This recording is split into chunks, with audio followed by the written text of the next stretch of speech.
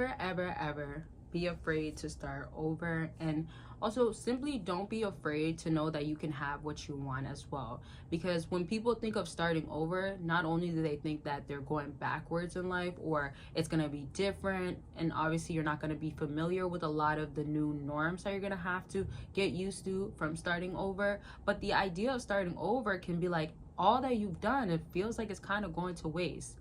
But it's better off that you're not holding on to that toxicness or that baggage continuing on.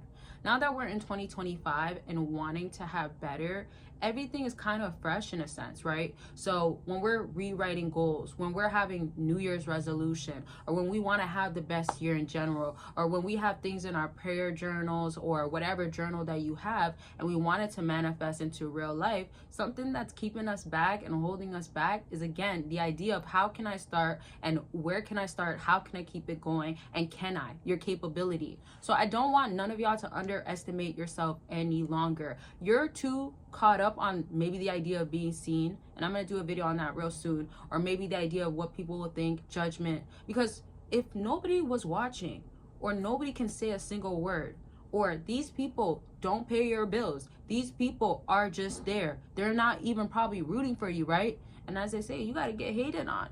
That really means you're doing something right, because you will get hated on regardless, right? And anything. But my point is that if all of that was thrown away, does that mean that is what it takes for you to start over, or for you to do something differently, or start and continue, right? And when I say start and continue, think about it like this also. You're starting something that you don't keep consistent in your life. So if it's going to be going to a gym, if it's going to be a craft that you have, or a hobby that you have, something that you're trying to excel in, or something you're passionate about, but you don't always keep doing it, that starting over can look like that, but also this time do it differently. And when I say differently, what is your game plan? What are you going to do differently now that's saying that I know this time it's going to work out regardless?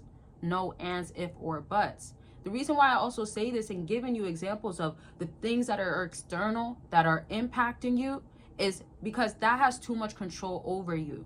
You cannot say that you want a different life, different new year, a different type of relationship, a different type of job, or not to work here anymore, or to work here, or get promoted. You can't say you want all that if you're not going to have a new structure that's worth doing. Excuse your feelings and excuse others, right? Excuse theirs. And I mean that to say that it's a choice.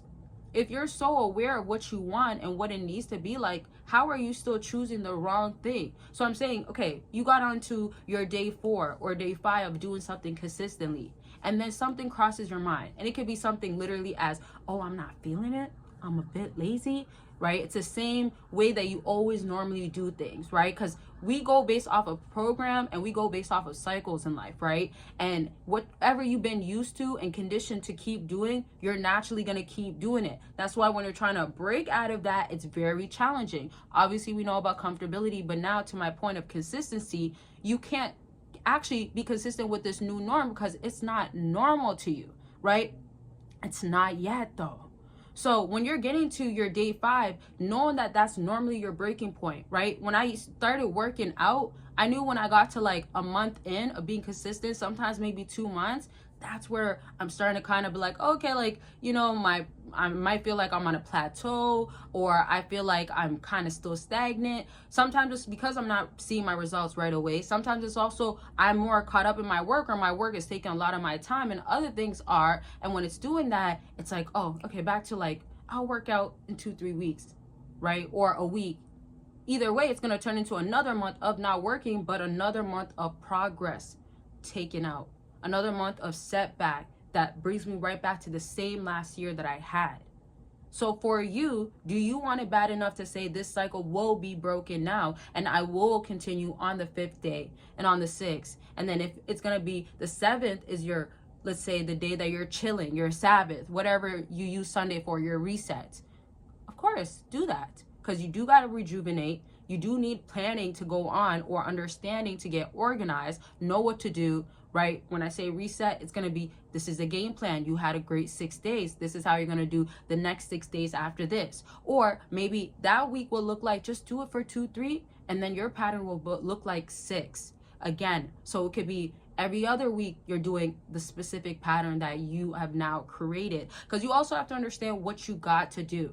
Don't go in just thinking that I'm just going to do it. Like, yeah, you can just kind of do it, but it's going to bring a harder difficulty to maintain it. Because if you're trying to not keep resetting, to not have to get used to another norm that you are familiar with. So I'm saying you move past it, but it's in your past. So you're jumping back into it, right? So if you're not trying to have that happen any longer, be more serious about this new norm not being anything different that will bring you backwards. So when I say anything different, what happens around that time? What do you let kind of slide in your mind? And it's also on a subconscious level that you kind of just say to yourself, it's okay, it's not a big deal. Or you get around that one friend and they're saying, okay, you know what, it's okay. It's okay, you don't got to. It's not a big deal. Or don't even worry about it. Or no, maybe you should just wait. Or I don't think it's good enough. Or you know what? I don't do it. Why do you got to do it? If you're not going to get rid of that voice, you got to dim it down. Or you got to have more control to be like, I'm sorry, but I'm not hearing you. You're talking, but I'm not hearing you. And if you don't want to even say that, you think it's a little too rude, you're not telling her, that person, or telling that him or whoever, but you can even say in your mind, like, I'm here, but I'm not accepting that. I'm not letting that choice or that belief or these people or this environment dictate how I'm going to continue on, because this time it will be different. My reset is permanent until my new better reset. There is no negotiation or back and forth to go backwards to all these different past resets that I've had. They're of the past for a reason. In order for me to move forward, I gotta make sure that I'm not going this way. We're going this way. And so when I'm gonna reset again to a next level, that means because I'm on a whole new level of a new reset, of a new version, of an elevated version, not a decrease. No. And not of the past, right? So I really want y'all to take it serious when it comes down to your journey, your path, staying committed and showing up. And I want y'all to really promise yourself and dedicate to yourself that no matter what happens or no matter what is said, that I'm still gonna show up to what I want. Yeah, to yourself, but to what I want to really fulfill.